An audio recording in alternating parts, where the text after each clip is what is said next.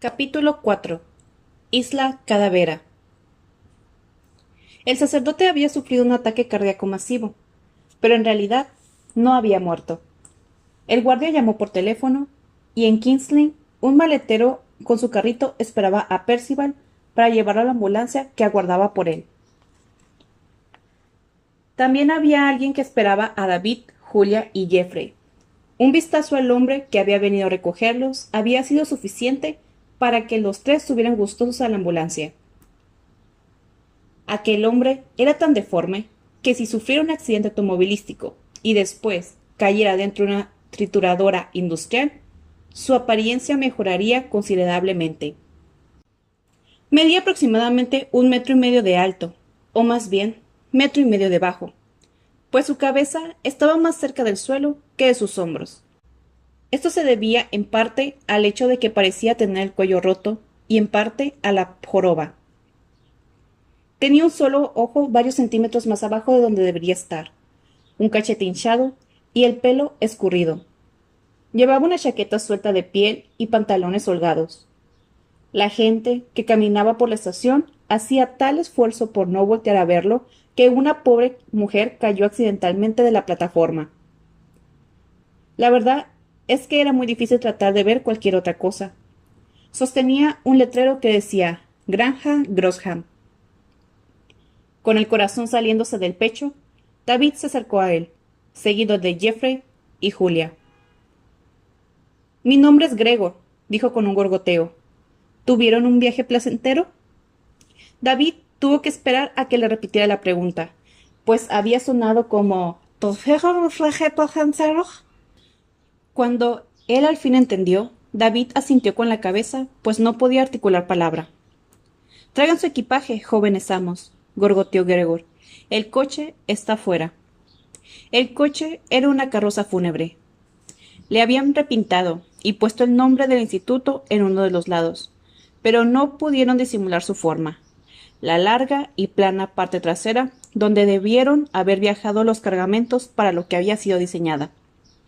El arreglo tampoco engañaba a las personas que en ese momento se encontraban en la calle. Durante el recorrido hacia su nueva escuela, los tres niños veían cómo la gente se detenía a su paso, quitándose el sombrero como muda señal de respeto. David se preguntó si no estaría a mitad de una espantosa pesadilla, y si no despertaría en cualquier momento en su cama del paseo Wirnota. Discretamente se pellizcó un brazo. No pasó nada. El jorobado lanzó claxonazos y palabrotas a una camioneta que pasó junto a ellos. La carroza cruzó como un rayo un semáforo en rojo. Gregor era un chofer particular. De hecho, era un chofer muy particular. Por su altura y la forma de su cuerpo, apenas podía ver por encima del volante. Cualquiera que mirara desde la calle supondría que el automóvil se manejaba solo. Era un milagro que no hubieran chocado. David, sentado en el asiento delantero, se sorprendió a sí mismo mirando al hombre y se sonrojó cuando Gregor se volteó hacia él y le sonrió con una mueca. «¿Se pregunta usted cómo es que llegué a tener este aspecto, joven amo?», dijo. «Así nací todo contrahecho. A mi madre le dio el telele cuando me vio. Pobre madre mía, pobre Gregor. Dio un volantazo para esquivar una glorieta. Cuando yo tenía la edad de ustedes, intenté conseguir un trabajo en un espectáculo de fenómenos», siguió, «pero dijeron que estaba sobrecalificado para el puesto. Así que me volví el conserje de la granja Grossham. Me encanta la granja Grossham. A usted le encantará, joven amo. Todos los jóvenes amos adoran la granja Grossham». La ciudad ya había quedado atrás y viajaban por la carretera costera hacia el norte. Después de eso, David debió quedarse dormido, pues, cuando se dio cuenta, el cielo ya estaba oscuro y parecía como si estuvieran cruzando el mar, como si el vehículo avanzara sobre verdes y oscuras olas. Se frotó los ojos y miró a través de la ventanilla. No era el mar, sino un campo enorme y llano. Las olas eran en realidad hierba agitada por el viento.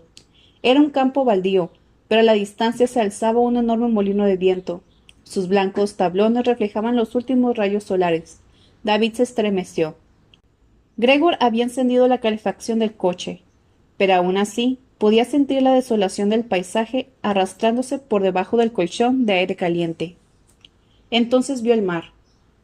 El camino por el que viajaban, apenas más ancho que una brecha, terminaba en un muelle de madera desvencijado, medio oculto por la hierba. Los esperaba un bote.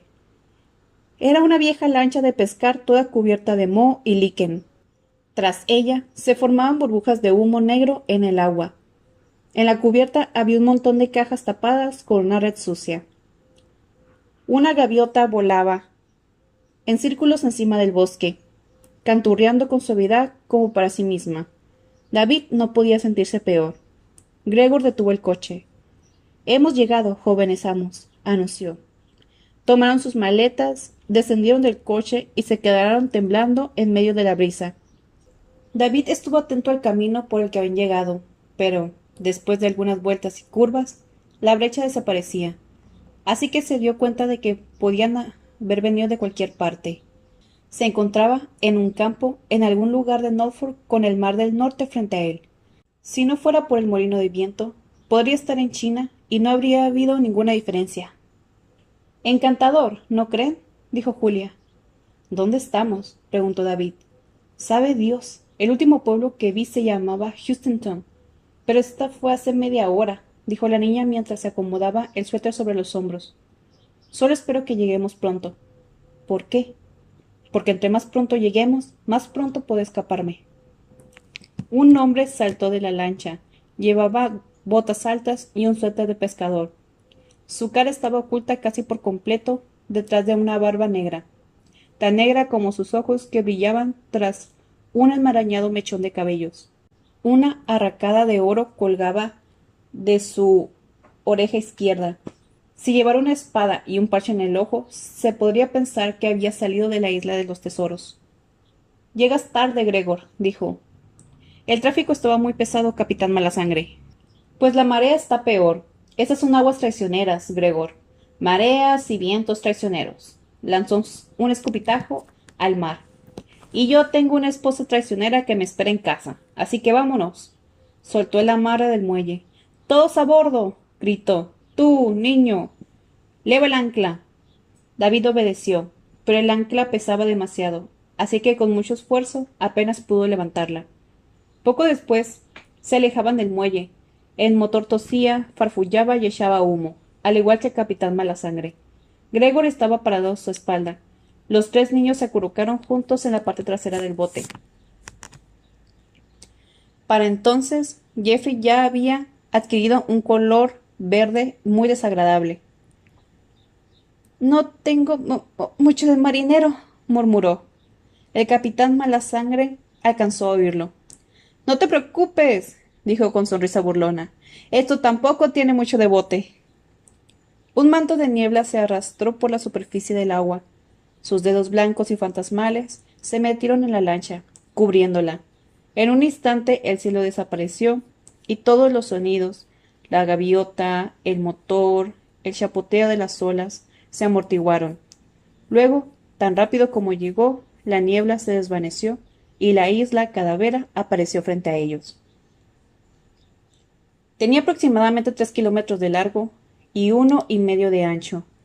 En el lado este había un espeso bosque. En el extremo sur, un acantilado emergía abruptamente de las espumeantes aguas, blanco lechoso en la punta y de un anaranjado lodoso en la base.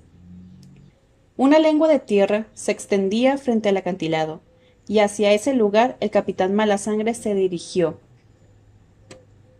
Ahí había otro muelle, y cerca de él estaba estacionado un jeep sin toldo. Pero no había comité de bienvenida ni rastro alguno de la escuela. «¡Preparado con el ancla!», gritó el capitán. Suponiendo que se refería a él, David la tomó. El capitán Malasangre giró el timón y viró abruptamente en reversa y gritó. David arrojó el ancla. Jeffrey yacía enfermo sobre un costado de la lancha. Habían llegado a su destino. «Por aquí, jóvenes amos. Ya no falta mucho. Solo un breve viaje en coche». Gregor fue el primero en bajar a tierra, y caminaba delante de ellos dando grotescos saltitos. Jeffrey lo seguía arrastrando su maleta con pasos inseguros. David se detuvo para esperar a Julia. La niña observaba al capitán Malasangre, que ya había levantado el ancla e iniciaba su camino de regreso. ¿Qué esperas? Le preguntó. Podemos necesitar esa lancha un día de estos, murmuró Julia. Me pregunto si alguna vez la dejará sola. Capitán Malasangre, se estremeció. Es un hombre chistoso. ¿Sí? ¿Y por qué no me río? Julia se dio la media vuelta y echó a andar hacia el jeep. Les tomó 5 minutos llegar a la escuela. El camino, empinado y lleno de curvas, subía hasta la cima del acantilado y luego continuaba por la orilla del bosque. Jeffrey ocupó el asiento delantero junto a Gregor. David y Julia iban sentados en la parte trasera, agarrados hasta con los dientes y rogando por sus vidas. Cada vez que el jeep pasaba por una piedra o un bache, de los cuales estaba lleno el camino, eran lanzados como 30 centímetros y luego caían con un tremendo sentón. Para cuando llegaron a su destino, David ya sabía lo que debía sentirse ser una ensalada, pero rápidamente olvidó su malestar cuando vio la granja Grossham. Era un enorme edificio, más alto que ancho, una mezcla loca de almenas, ventanas con barrotes, torres altas, techos inclinados de pizarra gris, gárgolas con expresiones horribles y espantosas chimeneas de ladrillo. Era como si los arquitectos de la abadía de Westminster, de la estación Victoria y de la refinería de Brixton hubieran revuelto los planos de sus edificios y accidentalmente construido el resultado de aquella revoltura. Cuando el jeep se detuvo frente a la puerta, una pieza de madera sólida de 40 centímetros de espesor y tachonada con clavos. Un trueno retumbó sobre sus cabezas y el látigo de un relámpago chasqueó surcando el cielo. Se oyó el aullido de un lobo. Luego, la puerta se abrió lentamente con un rechinido.